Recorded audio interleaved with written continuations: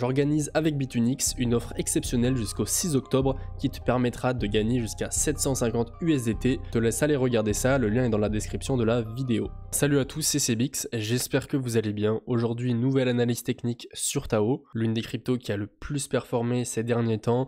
Vous allez voir, il y a énormément de choses à dire, même si je vous l'ai déjà analysé il y a quelques semaines de ça. Comme vous pouvez le voir, vous avez tout mon bag et c'est quasiment l'une des seules cryptos qui performe sur ces dernières 24 heures. Et c'est assez intéressant parce qu'on a vraiment une grosse décorrélation en termes de performance quand on compare Tao face aux altcoins ou même face à Bitcoin.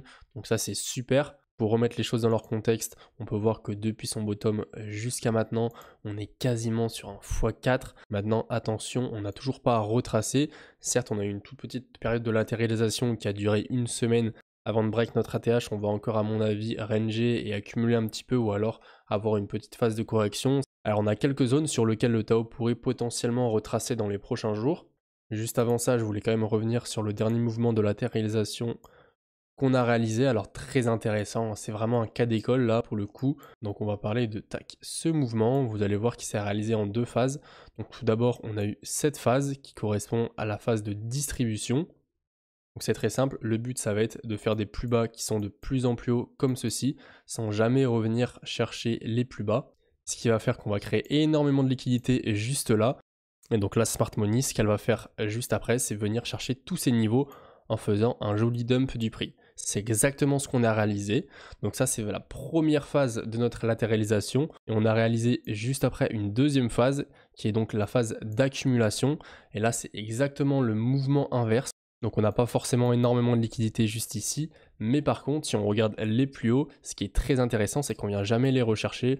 L'accumulation c'est vraiment la tendance inverse à la distribution, c'est-à-dire qu'on va faire des plus hauts comme ceci qui vont être de plus en plus bas, sans jamais venir chercher les liquidités.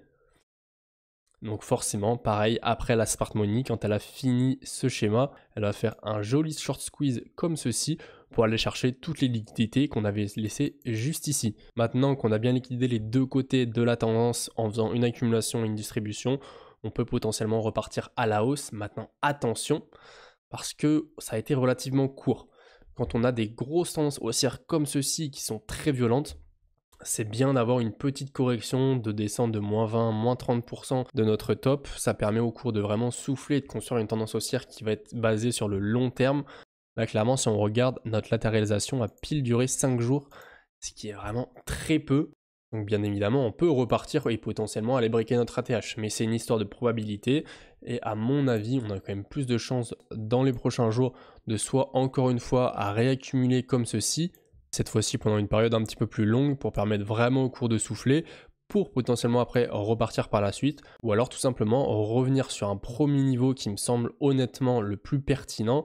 Ça serait donc juste ici dans ce carré violet, donc entre les 470 et les 430, une correction qui nous permettrait d'aller chercher entre un moins 23% et un moins 30%. Pourquoi je vous ai cité ce niveau? Tout simplement parce que c'est un niveau de support et de résistance qui est assez costaud. Comme on peut voir dans le passé, on est allé le chercher une fois début janvier 2024. Donc elle nous avait servi comme support le 20 avril 2024 juste ici. Et comme résistance encore une fois début mai 2024. Encore une autre fois ici fin mai 2024. Et juste ici une dernière fois début juin 2024. Donc on peut voir que c'est une grosse zone d'intérêt. Ça m'étonnerait pas qu'on vienne la retest une dernière fois avant de partir une bonne fois pour toutes et de break enfin notre ATH. On est sur un actif qui en ce moment surperforme beaucoup les alts et Bitcoin. Ça m'étonnerait qu'on ait une correction qui soit énorme, mais on pourrait quand même potentiellement redescendre sur les 350 $, ce qui nous permettrait de faire un joli pullback sur le début de notre breakout et sur toute la période d'accumulation qu'on avait réalisée de début juin jusqu'à mi-septembre.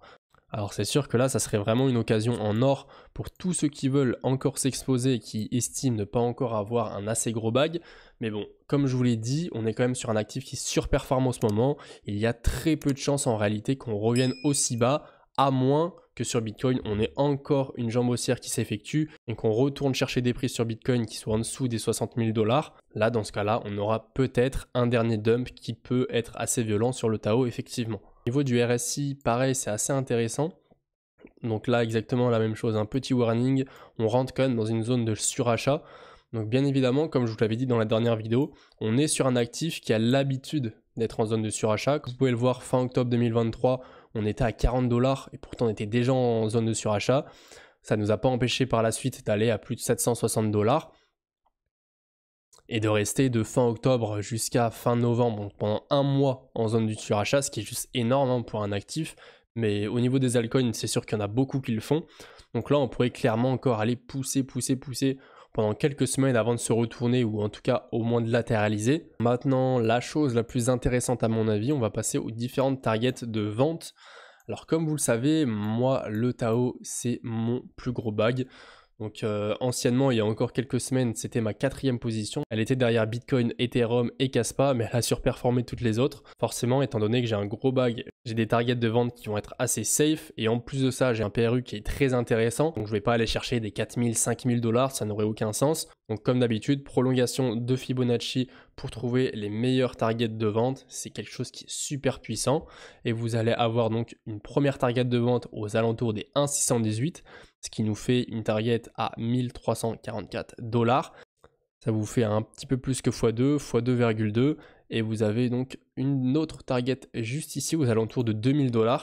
Comme je vous l'avais dit dans la dernière vidéo, c'est là où la majorité de mes Tao vont partir. Donc c'est plutôt pertinent. Ça nous fait encore un quasiment x4, un petit peu moins en réalité, 3,5.